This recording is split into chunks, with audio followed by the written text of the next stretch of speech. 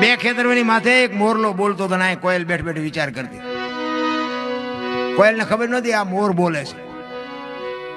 શબ્દો પર ધ્યાન આપજો, અમુક અમુક વાતો બે દી પછી સમજાય છે, ચિંતા ન કરતા.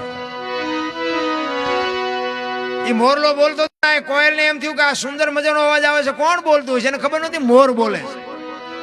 ઘડીક થયું ને મોર બીજી વાર બોલ્યો. વરસાદ ઝરમર ઝરમર વરસતો હતો અને કોયલની બાપુ કહું મડી તૂટવો એક મારે એને જોવા જવું છે, કોણ બોલે છે?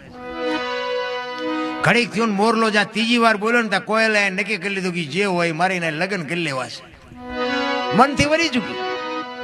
ઘડીક થયું વરસાદ રહી ગયો અને કોયલ મનાણી ઉડવા જે દિશા ઉપરથી અવાજ આવતો હતો ને, પણ કોયલ ઉડીને અહીંયા પૂગે ને એટલી વારમાં મોરલો અહીંયાથી ઉડી ગયેલો ને ઘોડ આવીને બેહી ગયેલો. એટલે કોયલે અહીંયા આવીને કીધું કે હમણાં સુંદર મજાનો અવાજ આવતો હતી, કોણ બોલતું હતી? કે ભાઈડો બોલતો. કે શું કામ?